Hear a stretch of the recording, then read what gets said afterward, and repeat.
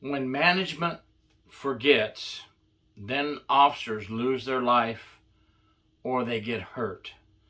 Now, I'm not just going to sit here and rattle off, oh, management forgets where they come from and they don't know what they're doing, without giving some type of real life scenario to kind of back up what I'm saying.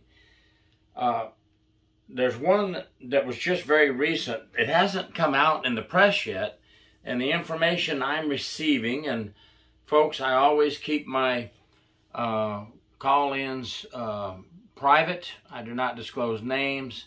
My word is my bond. I would not ever tell who gives me the information. But I will say that it's reliable sources who work the front line that call me with information and tips.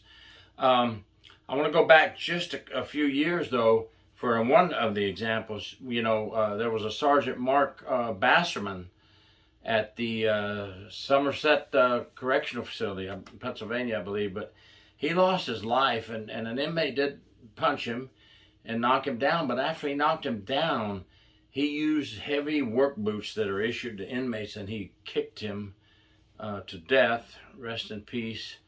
And after that incident, inmates were no longer allowed to order those type work boots. Now, why don't we think about this ahead of time? Why don't we say what is on the approved inmates list that they can order?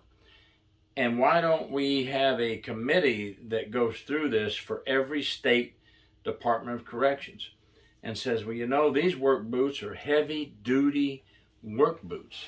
An inmate can use this as a weapon, as they did. Well, unfortunately, it took a hero's death to get rid of these work boots. Now I'm understanding that an officer was badly beaten this week up in the same area. Somebody posted it as well on one of the correctional officer websites. Not much information about it other than the officer was hurt badly. But I am receiving information that the location the officer was hurt at, there is a unfolding behind the scenes story to all this. That the mental health inmates are not to be cuffed or shackled during escort or transport. Did you hear what I said? If that is a fact, I've also been told the reason this hasn't hit the news yet is they're trying to keep it hush-hush. Well, I've seen that happen before. I've investigated these things before. That's a whole nother ball game. I hate it when anybody tries to hide or cover up anything. Let's hope that's not the case and that they're just doing an investigation and we'll see the results of the investigation. But my thing is today I want to talk about this. Not cuffing or shackling mental health inmates. That's a big topic across the country. I know that mental health institutions do what they do. Mental health facilities do what they do. If they don't want to cuff them, that's one thing. But here is the thing, folks. When these mental health inmates are in prison, they are there because they are guilty of a crime. Key word, found guilty of a crime by a peer of their jurors, or they pled guilty to a crime and they are now in prison. Safety and security for officers must have the use of handcuffs and shackles. Now, I've worked in the prison system in Florida and the jail system in Florida. And my gosh, you're going to handcuff the inmates before being transported and shackle a lot of the inmates, depending what their classification is. Some agencies don't transport anybody unless they're handcuffed and shackled. Unfortunately, the agency I was with would handcuff two inmates together and no shackles. I guess that's okay, but I don't like it. I'd rather have handcuff and shackle on everybody when I transport. So, mental health inmate.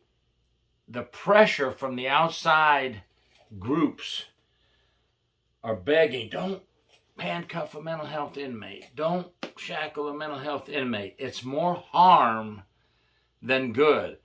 More harm than good for who, folks?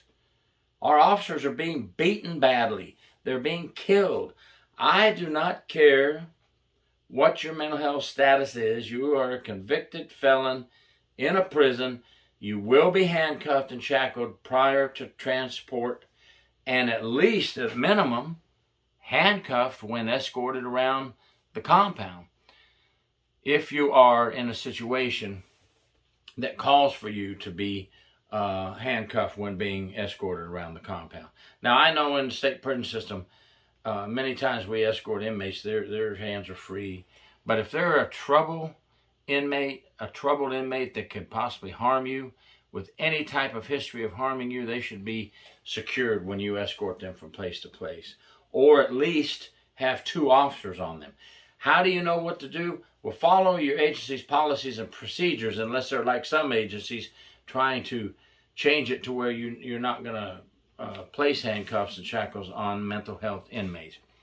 And I'm thinking again, when management forgets, you can make up all these liberal policies to appease groups on the outside who are looking at you, putting pressure on you, all you want. But you're not the one that has to be on that front line, on that compound, escorting these inmates or transporting these inmates.